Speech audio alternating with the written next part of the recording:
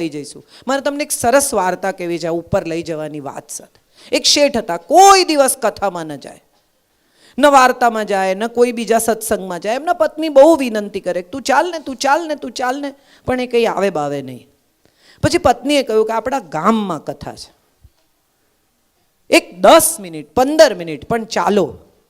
માંડ માંડ પત્નીને ખુશ કરવા ગયા અને કથામાં એમણે સાંભળ્યું કે આ બધું જે તમે ભેગું કરો છો ને એમાંનું કાંઈ ઉપર નહીં આવે, બધું અહીંનું અહીં મૂકીને જવાનું છે. શેઠ તો ટેન્શનમાં આવી ગયા કે આ બધું ભેગું કર્યું ઉપર નહીં આવે તો આનું કરીશ શું, મારે તો જોઈએ ઉપર. વૈજ્ઞાનિકોને પકડ્યા અને જાત જાતના જ્યોતિષીઓને પકડ્યા અને તાંત્રિકોને પકડ્યા કે આ ઉપર લઈ જવું છે, પણ બધાએ કીધું કે ભાઈ ઉપર લઈ જવાનો રસ્તો ખબર નથી.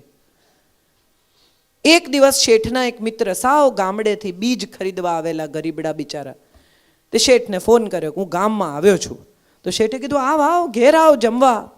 એણે શેઠને જોયા ને કે અરે તને શું થઈ ગયું, તારું વજન કેમ આટલું ઉતરી ગયું છે, કંઈ ચિંતા છે?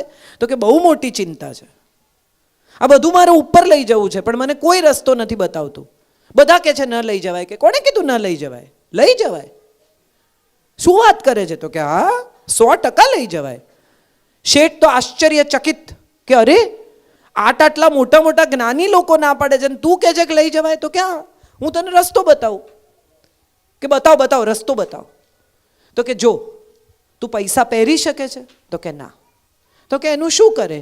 તો કે એને કપડામાં કન્વર્ટ કરું. તું અહીંથી ચાઇના જાય તો આ રૂપિયા ચાલે? તો કે ન ચાલે. શું કરે? તો કે ચાઇનીઝ કરન્સીમાં કન્વર્ટ કરવા પડે. તું યુરોપ જાય તો શું કરે? તો કે યુરોમાં કન્વર્ટ કરવા પડે. તું પૈસા ખાઈ શકે છે? તો કે ના. તો કે તો શું કરે? તો કે પૈસાને ભોજનમાં કન્વર્ટ કરવા પડે. પૈસા પર સૂઈ શકે છે? તો કે ના. શું કરે? કે પૈસાને ગાદલામાં કન્વર્ટ કરવા પડે. તો કે તારું ઉપર લઈ જવા છે ને? તો કે હા. કે ઉપર પણ એક જુદી કરન્સી ચાલે છે, એ કરન્સીનું નામ દાન છે. જો તું અહીંયા આપીશ ને તો એ કરન્સી તને ઉપર કન્વર્ટ થઈને મળશે.